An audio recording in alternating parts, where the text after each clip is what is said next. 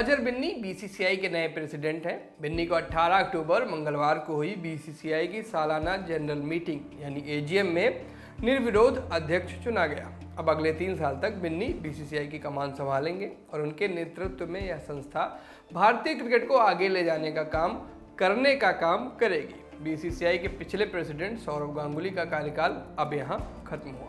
गांगुली के कार्यकाल में इंडियन क्रिकेट में काफ़ी कुछ घटा। उन्होंने राहुल द्रविड़ को टीम इंडिया और वीवीएस लक्ष्मण को नेशनल क्रिकेट अकेडमी यानी एनसीए की कमान सौंपी।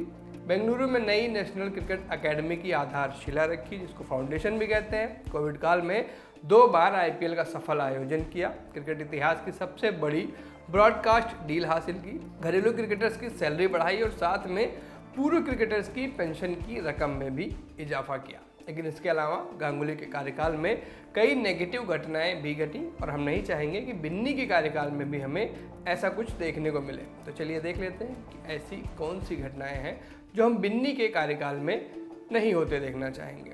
सेलेक्टर्स के काम में हस्तक्षेप। इस कार्यकाल के दौरान गांगुली पर लगे आरोपों में सबसे बड़ा आरोप था कि वह सिलेक्शन कमेटी की बैठक में शामिल होते हैं। बीसीसीआई का संविधान इस बात की इजाज़त नहीं देता है। बीसीसीआई के संविधान के मुताबिक सिलेक्शन कमेटी की बैठक में प्रेसिडेंट को बैठने की अनुमति नहीं है।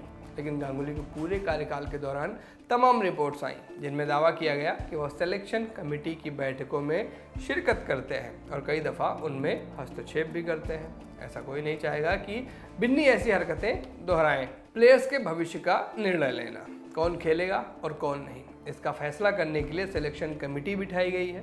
लेकिन गांगुली ने अपने कार्यकाल के दौरान कई प्लेयर्स के भविष्य पर फैसले लिए या फिर लेने की कोशिश की। उदाहरणों की बात करेंगे तो रिद्धिमान साहा का नाम सबसे पहले सामने आएगा। साहा को जब टेस्ट टीम से ड्रॉप किया गया तो उन्होंने खुलकर कहा कि गांगुली ने साहा को टीम में बनाए रखने का वादा किया था। साहा के मुताबिक गांगुली ने व्हाट्सएप पर उनसे कहा था, जब तक मैं बीसीसीआई बॉस हूं तुम टेस्ट स्क्वाड में रहोगे। साहा द्वारा लीक की गई व्हाट्सएप चैट के सामने आने के बाद खूब विवाद हुए। एथिकली देखें तो यहाँ गांगुली गलत भी थे।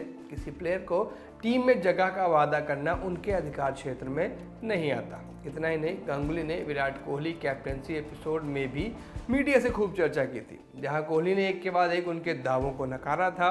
उम्मीद है कि बिन्नी ये गलती नहीं दोहराएंगे। और लीकेज नहीं प्लीज। सौरव गांगुली एक पूरी पीढ़ी के लिए स्पष्ट बोलने वाला दिलेर कप्तान, लेकिन ये पीढ़ी जब जवान हुई तो उसने एडमिनिस्ट्रेटर गांगुली को पाया। ये वाला गांगुली उस वाले गांगुली से एकदम उलट था। ये गांगुली टीम से जुड़ी खबरें लीक करने के लिए मशहूर है। गांगुली के कार्यकाल में इंडियन क्रिकेट टीम और बोर्ड से जुड़ी बहुत सारी खबरें लगातार लीक हुई।